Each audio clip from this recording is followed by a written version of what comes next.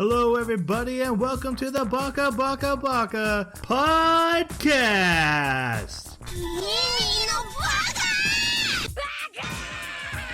Baka. It's amazing how every time you open your mouth, you prove you're an idiot. Hello, everybody, and welcome to a minisode of Baka. What's a minisode of Baka? Well, usually we watch an anime and we discuss it like a book club, but every once in a while we do a minisode in between those bigger episodes and talk about whatever we want. No rules. Usually anime related. Not always, though. But 2 weeks ago, these two guys, my co-hosts, Jeremy and Jason, the Jeremy to my Jason and the Jason to my Jeremy, they were discussing the first half of season 4 of DanMachi, also known as Is It Wrong to Try to Pick Up Girls in a Dungeon? They're here for round 2. You're here for round 2. I'm here because I edit the podcast. Woo! Let's get to it. Spoiler warning, of course, for DanMachi. We definitely remembered to do that last time, and I'm definitely remembering to do that this time. This is not Troy from the future. This is Troy from the present. Didn't get it. Warning you, there's a spoiler warning for DanMachi coming up. Guys, see, it's I remind you for a reason. Mm-hmm. Guys, we're gonna do this a little bit differently this time. No one cares how you feel. Fair enough. Excellent. But you don't agree on how you feel about this anime. So why don't we start with you guys giving your opinions, and then we can do a little story recap and thoughts on the story, and then you guys can just kind of go at it. Does that work for you? Yeah. Yes. Sounds great. Oh, good. Goody. Jeremy's gotten to go twice the past 2 regular episodes because he had picked the Lum anime. Jason, what did you think of part 2 of DanMachi? I enjoyed it. I think it wasn't as strong as the first half. However, I think it was still very strong, especially for the DanMachi series. I did like that it ended on a more positive note. It didn't end where I wanted it to with Ryu. Ryu. I've heard it both ways. But we got to see a darker side of this anime and this world and the dungeon itself, and I really appreciated that. I like the monster designs. I like the dungeon designs. And the dungeon as an entity is explored a little further in this half as well. And so, yeah, I find myself very much pulled in. Jeremy, what do you think? So I'm not that far away. And generally speaking, for me, it was more of an issue of the way things were left off from the first half. There was a serious potential that people might die.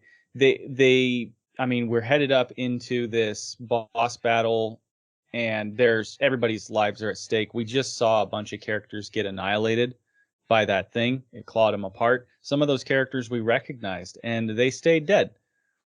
I really wanted to see something like that happen to either main cast characters, especially because we kept getting these, the prophecy.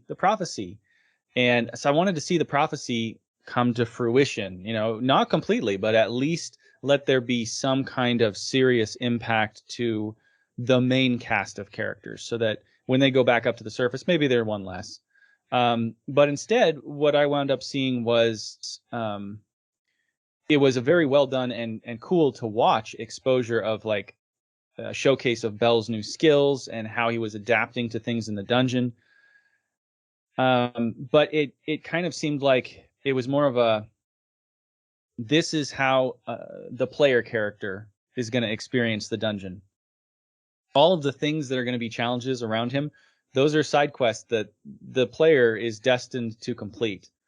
And there's going to be secrets that nobody knew about in all of the years that they've been coming down here into the dungeon. They didn't know these secrets that this player character is going to stumble on. and he's going to get the waifu, and she's going to be brought back from the brink of death, and now she's going to fall for him as hard as every other girl that has fallen for him, and that's going to become it part of the formula that DanMachi just goes back to. And I don't think the formula is bad. It's just not where I was hoping that they would go. I still enjoyed it. I would still be up for watching another season, but it didn't crescendo up to where I had hoped it was headed. Not knowing as much about it as I should, I would have to say I fully agree with Jason, but I fully agree with you, Jeremy. Oh, wow. This is insightful. Yeah. So, okay, we're going to touch on some plot points so we can kind of expand on these thoughts, and we'll see where we go from there. So our first is Belle and Ryu wandering the 36th floor while injured. What's going on here? What do you guys think about it? I like what they did with this. It wasn't just they got transported to a lower floor and let's just see what happens. And it didn't feel forced either. They had introduced these lamprey snake monster things, and it was established before it happened that they could move between floors. And so when the one that woke back up that they didn't finish off attacks both Ryu and Belle, they were just like, I'm taking you with me to another floor, and they end up going 10 floors down. Mm-hmm. And what's neat about this is that they didn't do a MacGuffin, or they didn't do, they're down there and they get to show off their cool new powers that they got from experiencing the dungeon. No, Belle's still beat up from the Juggernaut, and Ryu's on the brink of death. And now they're on a 10 times harder floor, wandering the dark, because they don't have a light source. And it got a little... I will have to admit, it got a little stale with the one saving the other constantly, and also always beating the monsters by the skin of their teeth. What I think kind of saved it and helped it out was, Ryu would use just whatever magic she could get herself up to. She would use it to heal one thing, or get Belle back to at least fighting stance. Or they found gross old moldy potions that still worked. They were just disgusting. Mm-hmm. And so there was this continuity of they're barely getting to fighting ability, and then they get knocked down again, and then barely getting back up to fighting ability and knocked down again. I'm not sure how else better to tell that story, but I thought it was decently done. But like I said, it did get a little stale with we're always beating the monster. So they were tub thumping. They got knocked down, and then they got back up again. Oh, okay. The Don't laugh baby at that, song. Jeremy, don't laugh at that. It's the dancing baby song. How can I not laugh at it? All right, Jason. No, but those are good points. I agree. Jeremy, your thoughts on this part? You agree? So I really liked how it started. The way it started is one enemy comes out of the darkness, and it's just a sheep, right? With a skull. And they're called a skull sheep. This thing takes everything he has to beat this one sheep. Then 3 show up a little later. They're dispatched. And then a little bit later, we wind up seeing hordes of skeletons and hordes of wolfmen, and just large groups of monsters. And the groups started getting bigger and bigger that they were dispatching. And yeah, they were definitely doing some healing in order to try and help themselves up. But they also had those fire charges. And they did have the fire charges. Mm-hmm. But with those, at least with the fire charges, they were used in more key moments. They only had 5, so it was a few. But there were even comments that Ryu made where she was like, wow, he's getting so much better even since we came down here. His combat is improving so fast. And again, it's because of that 4 times multiplier. He's got that massive bonus on him. But what that does is, for me at least, it made it a little bit less of that sort of we're surviving by the skin of our teeth, because I'm like, oh, okay, he's getting better so fast that, give me 6-7 episodes into this, and this floor is going to be pretty comfortable for him. He's going to be just fine on it. Even in his injured state, he's probably going to be okay. And sure enough, they get, to the Coliseum later, and, he's able to do some pretty good fighting by the time they get to the Coliseum. Like, he can cut through quite a few of them at once. And I thought the difference between episode 12 fell, right, where we started from. I think the first episode, the difference from there to like episode 8 was so vast that it felt less like I was watching them try to survive, and more like I was watching her try to survive and him just get better and better and better. I didn't find it as believable. I agree. I can see where you're coming from. Definitely did feel like he was more of the hero, but I think one of the caveats of that was, she was basically giving up. She didn't want to be alive at that point anyways. She was only there to try and limp Belle along to where she felt comfortable letting him go. But also that I think the only reason he was getting better the way he was is the way he always gets better. He finds a stronger, more capable adventurer and has them train them. And that's what she was doing nearly this entire time, was training him, teaching him using less energy and being more efficient with his movements, teaching him that he's shaking because he's not confident and he needs to reevaluate how he approaches these things. He starts using the what Eyes had taught him, where wait for it to get close, where it's going to kill me, and that's when I'll strike to kill it. And kind of packaging all of that together to become a more efficient fighter. I thought that story of development was well told here. I guess for me, I had an issue with some of the lessons that he was learning sounding too simplistic. So like, your arm is shaking, or be more efficient with your energy.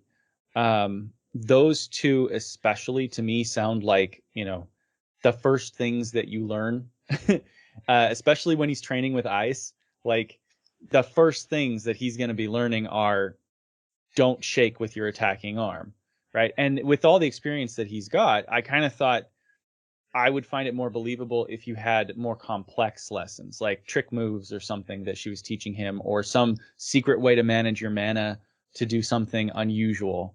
But instead of these absolutely fundamental things, I did like the like using Eyes' feint maneuver basically to draw them in. I kind of see where you're coming from. I think one of the things that made it better for me was finding out that his arm that had the Goliath cloth on it was absolutely shattered. Yeah, that's true. Like, he was hard not to shake that. Right. And so not only that, but also, like, he's always in a state of injury. She's barely able to heal him enough to just close up his wounds. So I think getting back to the fundamentals in those high stress situations is kind of what he needed to hear. But who do you agree with, Troy? I think we can all agree that your point is very agreeable, and Jeremy's point, insightful. It's hard not to agree with Jeremy's points. All right. Oh, and I want to add one final thing, and that is that in the first half, it was mentioned when he first got dropped down to where the mermaid was, right? And the bird started attacking. It was mentioned that he's been leveling up so fast that he doesn't fully comprehend what his physical capabilities are yet. Like, his points have gone up, but he doesn't know what that means. Like, how do you use a body that's fueled up? So I can see what you're saying there, where, like, if he's now starting to use the levels that he's gained and starting to reapply fundamental principles to it, sure, I could see that being useful. I agree. All right, so the next story section, we have the Hestia Familia. They're looking for Belle. What do you guys think about this part of the story? I thought it was an interesting juxtaposition to show that the first thing Ryu wanted to do was find a dead end in the dungeon to rest. And she knew that they could block themselves off and, like, you know, maybe survive.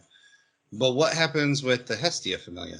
They find a dead end and they freak out. They think it's the end. I thought that was interesting. Either it was a contradiction within the storytelling, or I thought it was interesting to show that less experienced adventurers would see this as a tomb rather than a resting place. What do you think about that, Jeremy? I like that interpretation. That's very interesting. I just saw it as because they already were being overwhelmed by monsters, like everywhere they turned. It was like monsters had their scent, right? Like if a wolf pack's got your scent, the worst place to run is going to be a dead end, unless of course you have a weapon and you can defend yourself because you create a choke point. But I think they were worried because of the sheer numbers of enemies that were already chasing them around, whereas Ryu and Belle were kind of moving stealthily and they were trying to avoid monsters as much as possible. They didn't have big groups of them on their tail at all times, especially not when they got to that dead end. But you know, that kind of is pretty close to what you're saying in all actuality. So okay. Yeah. Oh, I was just gonna say that I wasn't super happy with the cheesiness once they got into that dead end. This was the worst part of the season, where he forges the strongest magical sword ever with the power of friendship. It's just like, come on. Can we get any more cheesy? First guy to do it ever. First guy to do it in a dungeon, fueled by friendship. That's another thing. I thought this was also really cheesy. Just the idea that no blacksmith has ever crafted in the dungeon. Like, why would you? Why wouldn't you? Yeah, you do everything else in the dungeon. No. Why would you try and... You don't have a forge. You don't have tools. There's no reason. Apparently, he doesn't need a forge. If you have a fire and you have your ingredients, that's all you need. And some friends. Yeah. Clearly. What was his fuel source to keep that fire burning anyways? Troy, you looked like you had something to say. Did you have an insightful thought? I know we talk a lot about the power of friendship, and I just think I agree. You agree. You're such a great friend. Friends are important. I agree. What I thought was the funniest was that he was literally wondering, am I not high enough level to use this material to make a sword? And then he's like, no, because I love my friends. And he starts hammering harder, and that worked. Yeah, that worked. Okay. I did and did not like that the Xenos showed up. Yeah.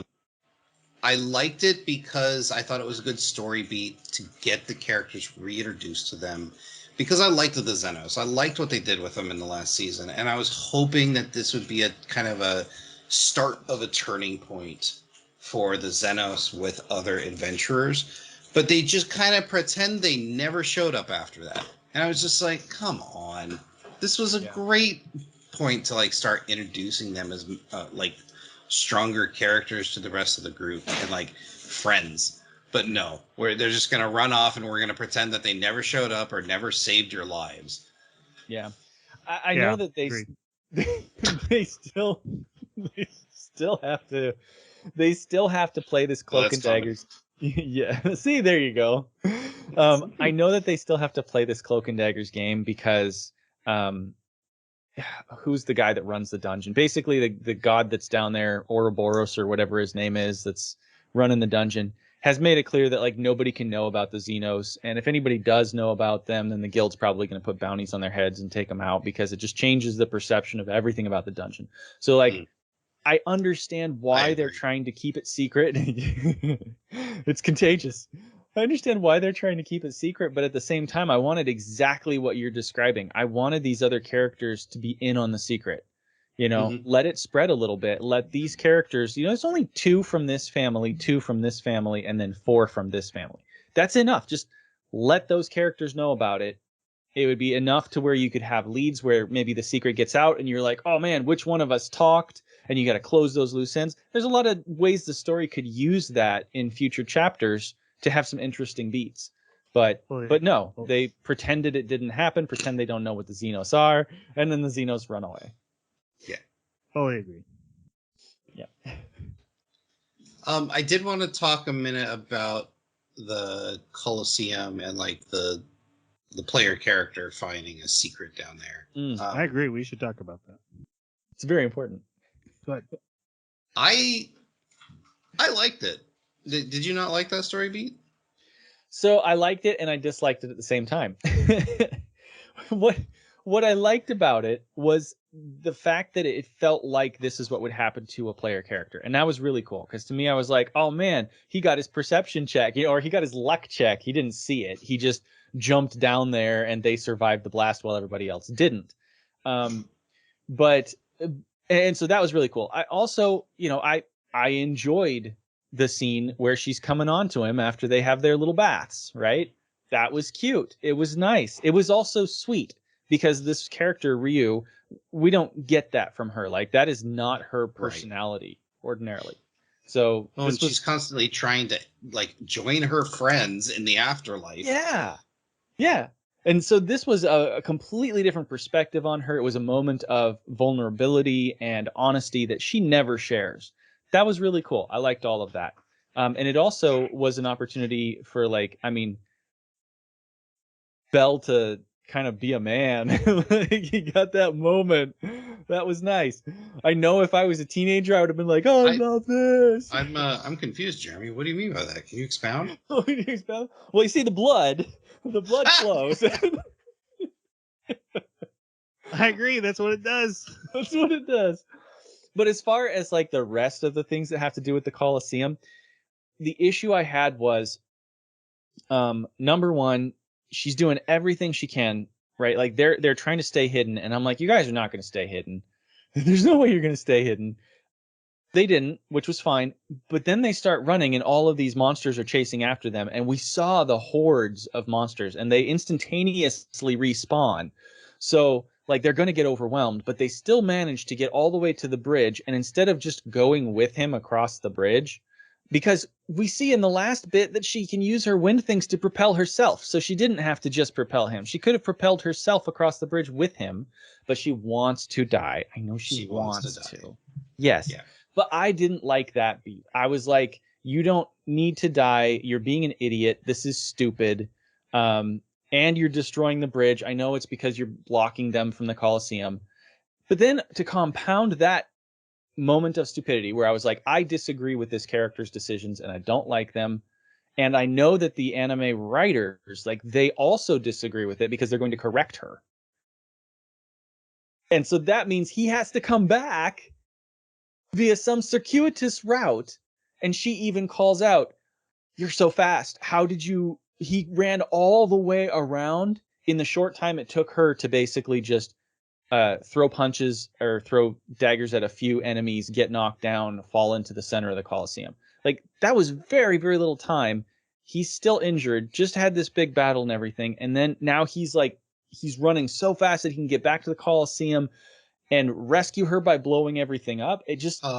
friendship. Yes, friendship.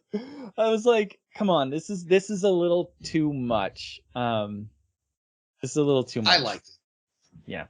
I liked it because, yes, the running around part was probably a little too far for him to get to her before she died. However, I liked this story beat because it taught her about someone caring about her and bringing her back from this pit of despair. I always love those story beats of the kind-hearted, strong character that reaches down and pulls out people from that pit. That always warms my heart. Yeah. And so this story beat got me. And so I liked it. I definitely... Go ahead. I was just saying, I agree that it's over the top, but I do agree that Jason liked it. We have Troy's seal of approval. Thank you for affirming my feeling. Wait. Are you telling me how are you feeling about this?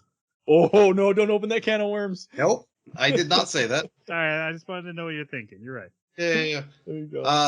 Well, one thing I just want to add real quick is that Here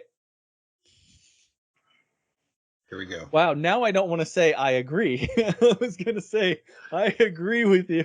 Okay. I don't understand. What's wrong with that? I know, right? Very smart people say that. You ruined it for me. They also inquisitive smart people ask. So how did you feel about that? That's right.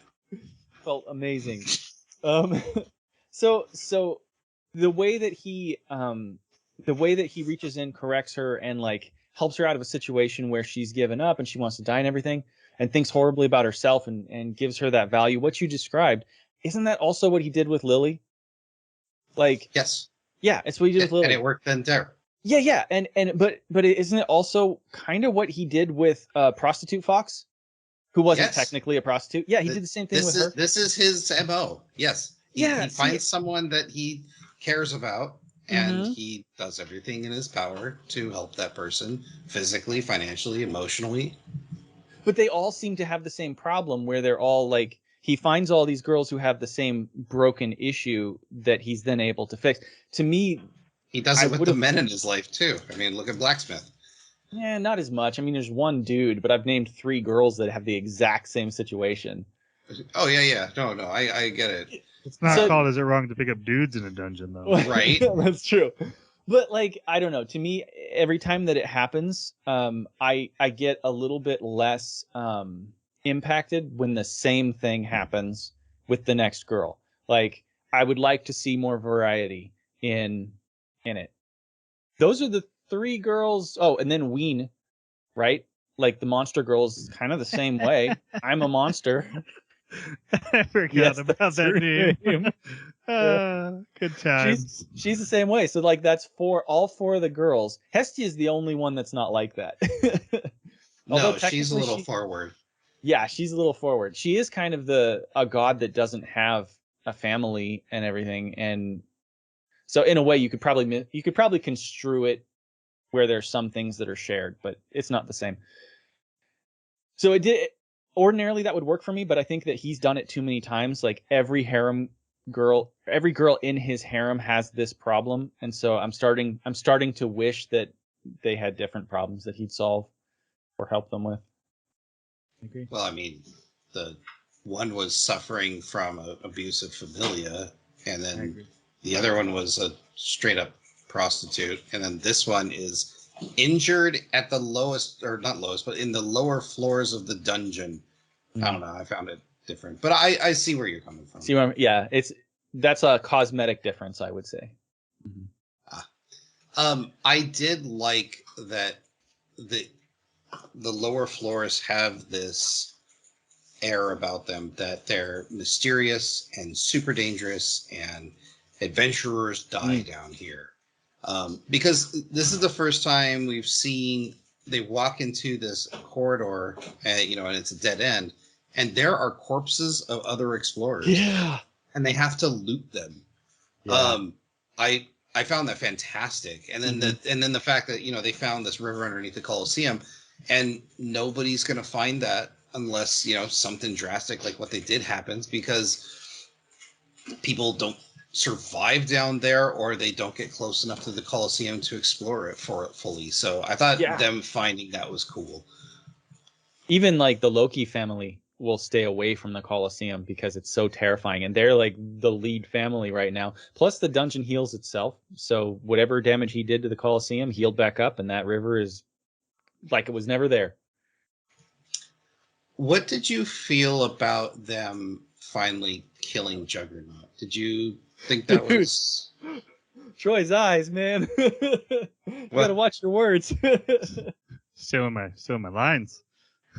Yes. I didn't say, so how did that make you feel? I said, how did you feel about a very specific monster? I mean, you say tomato, I say tomato, man. Okay, before we go to dive that, what did you think of his new design? Juggernaut being a chimera now? Yeah.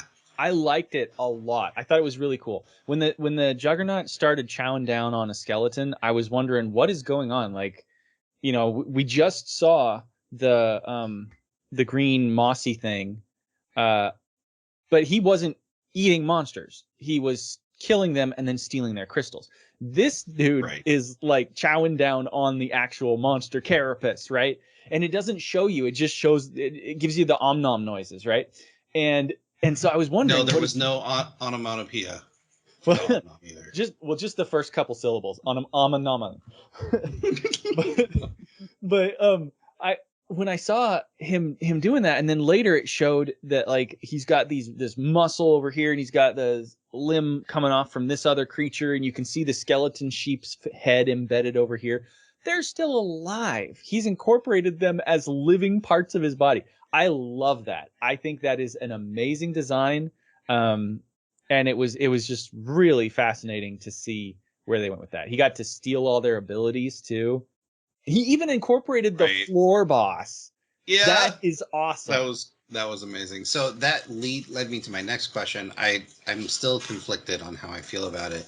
Them dispatching it. I don't like it. They're injured. They're hiding from it at one point, and then their friendship's so strong that they go out there, face it, and kill it. Mm-hmm. Mm-hmm.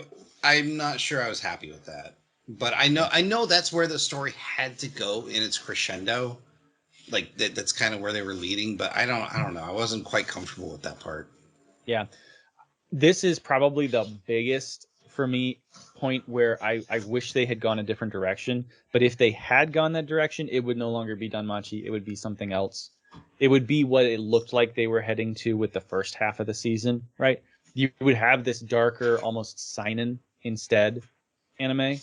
And so, yeah, especially after we saw that the two characters that could have potentially died during the boss battle up above from the Hestia family didn't die. Yes, they were incapacitated and didn't prove to be useful for any of the future fights.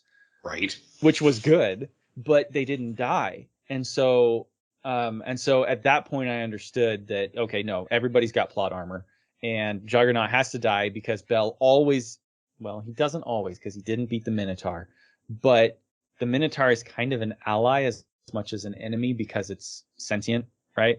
So I think the Juggernaut had to die because it's a monster and it's so vicious and vile, and they've done so much to build this thing up. He has to break it because that is the next barrier to him gaining another level. I bet you that the next season is going to start with him leveling up again, and it's just super, super fast. So part of what I really didn't like about it was, like you said, the fact that they're injured. Their situation is so bad that they shouldn't be able to stand up against this thing in its normal form. It absorbed a floor boss. Hold on. Yeah, right. So that's what is inconsistent to me. So, like, to give a couple caveats, it was injured, right? Sure. Ryu and Bell injured it pretty good. So that's why it was eating these other monsters. Mm-hmm. Also, Bell noticed that from eating those other monsters, it's now slower because it's not used to it. And these are kind of new parts for it, right? The fact that it ate a lower floor boss bugged me. Because if it's injured, how would it be able to overpower that, right? Mm-hmm. I think it would have been better storytelling if instead of it dying or even being super injured from them. Mm-hmm. See, and the thing is, I know I'm going off a tangent here, but they wrote themselves into a corner when they allowed the slave driver's thing to get embedded on his neck. I think he should have attempted, and it should have broke off on its own, because I think that would have made for a more compelling story. And then at some point we find that it's injured from their fights and it goes back into the wall to be summoned again some other day. And then they would have to fight the floor boss, or they would have to get past the floor boss in some way, and maybe the Xenos come and save the day, right? Mm-hmm. I think that would have been better, but I think you're right. This was a catalyst to let Bell level some more. And it was a little unbelievable, even though it felt good to see this thing die. Yeah. Yeah.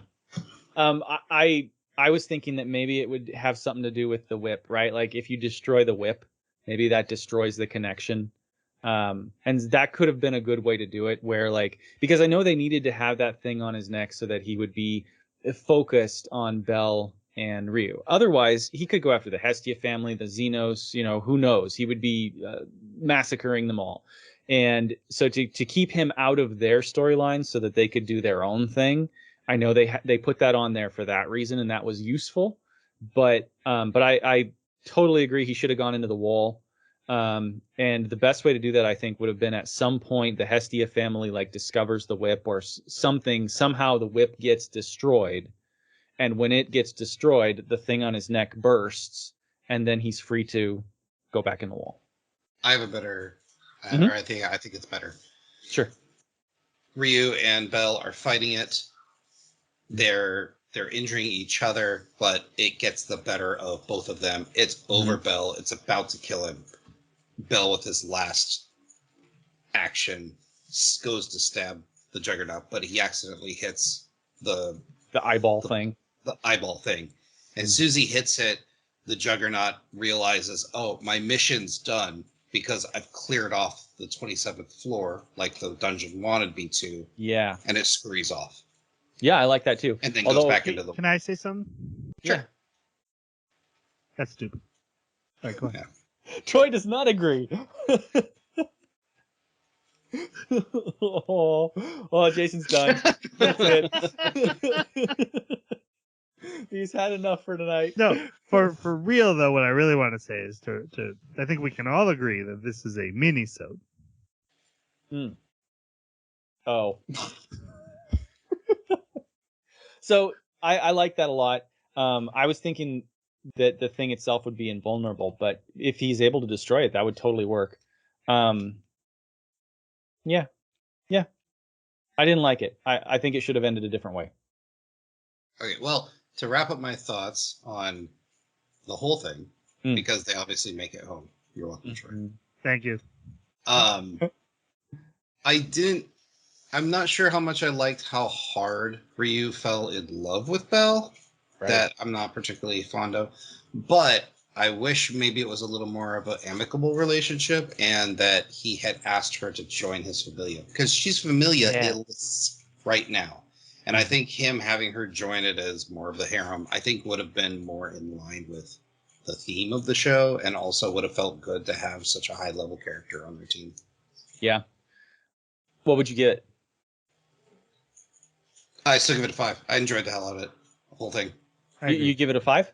Yeah. This side 5, the whole thing 5. I thoroughly enjoyed myself. I have some criticisms and some things I think could be better, but like the writers did a great job. The animations was great. The story beats were good. I really liked it. Cool. Yeah, I would have loved to have seen Ryu have more of a respect for him instead of a love for him. Like to see him as a warrior, somebody that, you know, maybe at some point could replace some of her family, right? Like she could regain that lost family in the Hestia family. And maybe that's in the future. Maybe she does join the Hestia family in the future, because I know that they can't level up if they're not in a family, because a god has to level them up. And I have to correct myself, because last week I thought she was level 6 because I just glanced at the wiki and it said that she's level 6. Apparently, based on what those other people said when they came down, the other maids, they're like, oh no, we're all the same level, just like Ryu. We're all level 4. So at some point, somebody's going to help her level up to level 6. So I bet it's going to be Hestia. But I would have loved to have seen her basically be, instead of being, as much as I said before, I really liked the whole vulnerable and honest and everything. I would have loved to have seen more of just like a warrior relationship between them, right? Something a little bit more platonic, a friend that she could truly rely on, but she has no like, I'm in love with you and I want to be your waifu, you know, just because it's Ryu, just because of the type of personality that she's exhibited so far and how much of an impact her family has had on her and the loss of that family. It just to me seems like something I wouldn't see her being able to give him have enough excess emotion and energy to be able to give him that. But altogether, I'm gonna give the whole thing. Do it, Jimmy. Do it. God, You know you want to. It was Maybe really you give good. this side a 4, but the whole thing. You gotta round up. Yes, okay, I would do that. That is exactly what I want to do. This was a 4, but altogether it was a 5. It was still really good. Still DanMachi. It was still really fun. But I hope that the next waifu, because I know they're going to introduce another waifu. They have to. They're doing it like every season. They're introducing a new waifu or two. I hope that it's something a little different with the next one. Otherwise, I might wind up having to drop it to a 4. Got to be some variety, waifu acquisition. Well, I agree. Are we like swaying each other's review scores now? Is that a thing, Jason? I was helping him come to his own conclusion by I feel like you were hoping to come to your conclusion, but all right. Okay, hold on. No. I can attest that this is purely my score. I just wasn't sure how honest I wanted to be with myself. We good? I was the voice of reason. That's right. We're good. Okay. So I think we've learned a lot here. I think the most important thing to remember is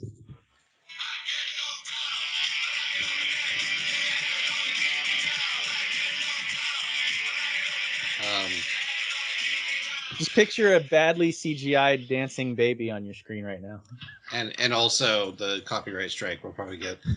Oh my God! Yes, you're right. it was under 15 seconds. We're fine. And Jason barfing in the corner. That's If you have thoughts on the second half of DanMachi Season 4, please feel free to reach out and share with us. You can find us on X at Baka Podcast. I gotta admit, it's hard. It doesn't roll off the tongue. It just Not like Twitter. It's weird. Yeah. Yeah. I'm not here to share my opinion on that. I just the word X is just such. Well, that's what I mean. Like, I don't care what he does with his business. It's his business. But like, just it feels weird to say. Like, I'm gonna X you, or did you read my latest X? I don't know. It feels weird. I'm gonna re-X that. I'm gonna re-X that. Anyway, on X at Baka Podcast, the animebakaclub.com is our website where you can hit the contact us page. We're not changing our name anytime soon. No. And wherever you found the podcast, feel free to comment there. Let's get back to us as well. We are watching Hell's Paradise in our next regular episode. So if you're following along, that's what you should be watching. And we'll be discussing that soon and giving our own scores. And we'll see if you agree with them. I see what you did there. I don't agree. Oh, I have to say something. Oh, no. There was a scene I forgot. I just glanced at my notes. It's at the very end. He's reaching out toward her as she's walking away in her dress. Everything's fine. They're all safe. And the camera is at such an angle that I heard him say, "Firebolt!" It was just... It happened so much. It was so bad. Like, we need to say goodbye. Thanks for listening. Firebolt. And